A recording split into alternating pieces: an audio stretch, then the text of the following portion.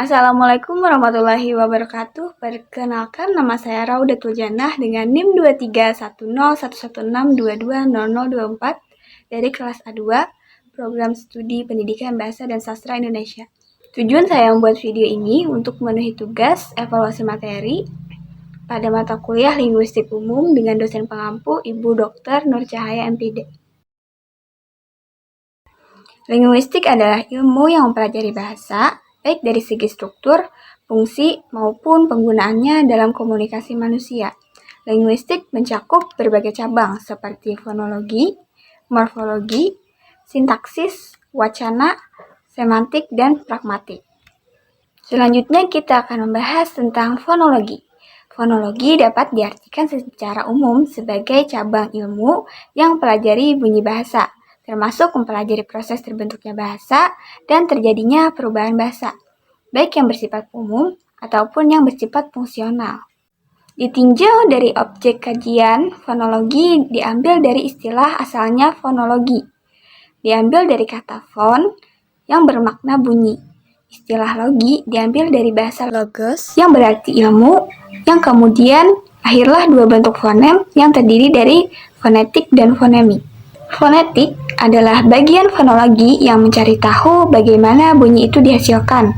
Fonetik adalah bunyi bahasa yang kemudian dilafalkan atau diujarkan dari ucapan manusia. Ada banyak jenis fonetik.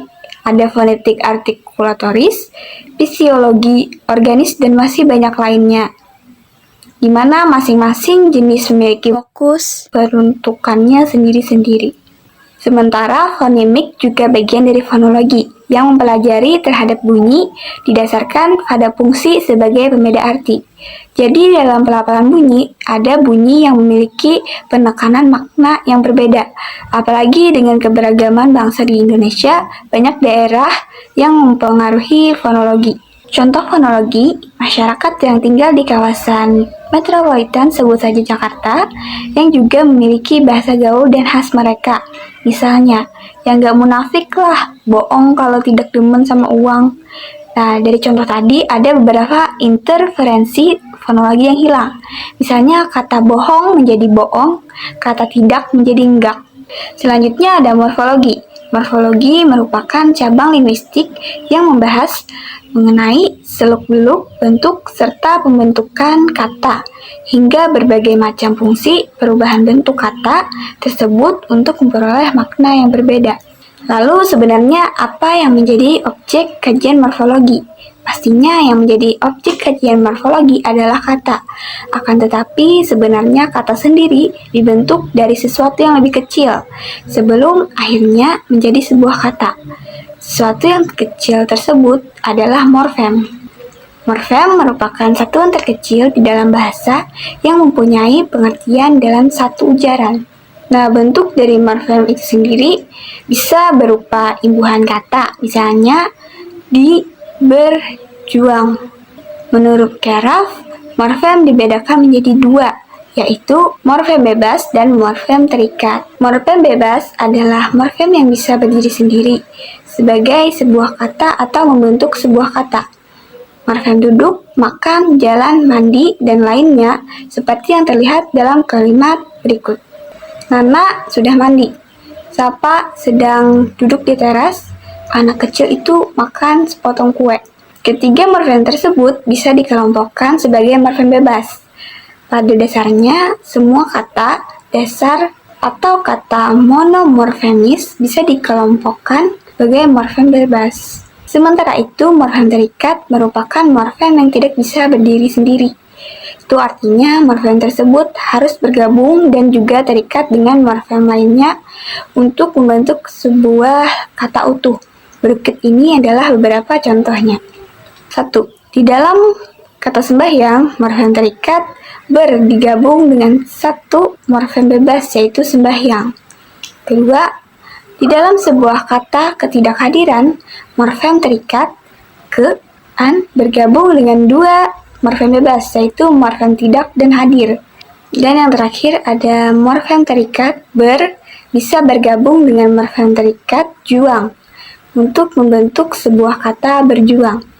Contoh morfem lain ada morfem utuh dan morfem terbagi, ada morfem dasar, morfem pangkal, dan morfem akar. Cabang linguistik berikutnya ada sintaksis.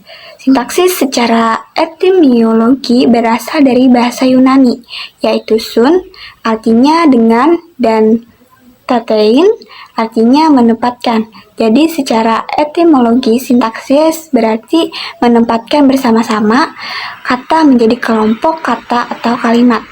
Sintaksis yang berasal dari bahasa Belanda yaitu sintaksis, sedangkan dalam bahasa Inggris adalah sinteks. Secara umum, struktur sintaksis itu terdiri dari susunan subjek, predikat, objek, dan keterangan. Menurut Perhar, fungsi-fungsi sintaksis itu terdiri dari unsur-unsur S, P, O, dan K.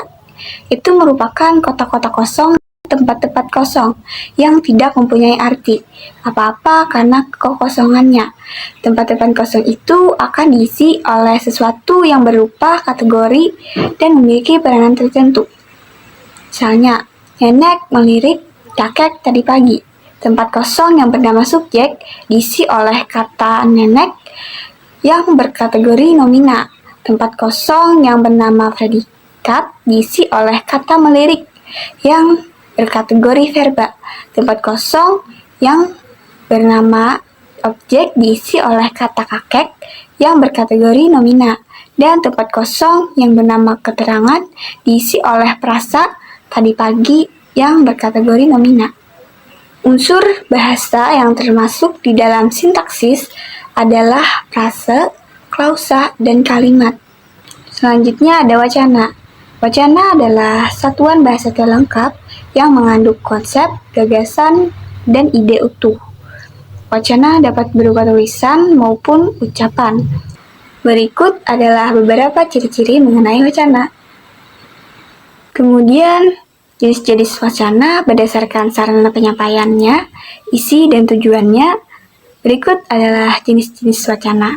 Berdasarkan sarana penyampaian, wacana dapat dibagi atas dua jenis seperti wacana lisan dan wacana tulisan. Selanjutnya, wacana berdasarkan isi terbagi atas dua jenis seperti wacana fiksi dan wacana non-fiksi. Kemudian berdasarkan tujuannya, wacana terbagi menjadi 5, yaitu wacana narasi, wacana deskripsi, wacana eksposisi, wacana argumentasi, dan wacana persuasi. Berikut ini adalah contoh dari wacana, ada obrolan percakapan, sandiwara, pidato, karya tulis ilmiah, novel, dan ensiklopedia. Cabang linguistik berikutnya ada semantik. Semantik berasal dari bahasa Yunani, yakni semantikos, yang artinya memberi tanda penting. Dalam hal ini, semantik dapat diartikan sebagai ilmu yang mempelajari makna tanda. Berdasarkan sejarahnya, istilah semantik digunakan pertama kali oleh seorang filolog Prancis bernama Michel Breuil pada tahun 1883. Kemudian kata semantik disepakati sebagai istilah yang digunakan dalam ilmu linguistik. Jadi disimpulkan semantik dapat dikenal pula sebagai ilmu yang mempelajari lambang atau tanda seperti kata yang mengatakan makna serta hubungan dan pengaruhnya terhadap penutur.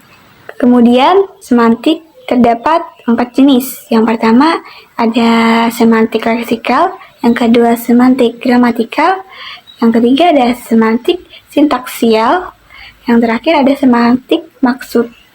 Kemudian ada contoh makna gramatikal. Makna gramatikal terbentuk ketika suatu proses gramatikal telah mengolah kata yang memiliki makna. Contohnya ketika kata kuda diberikan imbuhan ber akan memiliki makna yang berbeda, yakni mengendarai kuda. Kemudian ada makna denotatif.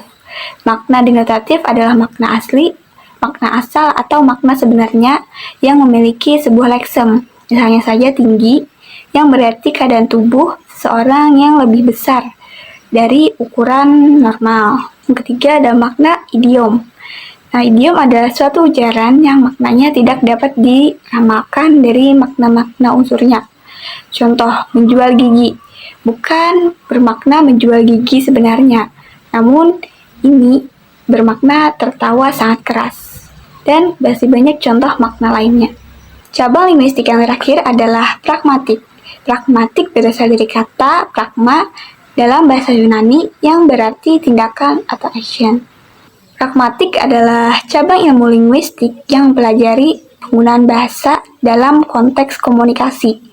Ini mencakup studi tentang bagaimana konteks, tujuan, dan situasi mempengaruhi makna bahasa, serta bagaimana penutur menggunakan bahasa untuk mencapai tujuan komunikatif tertentu.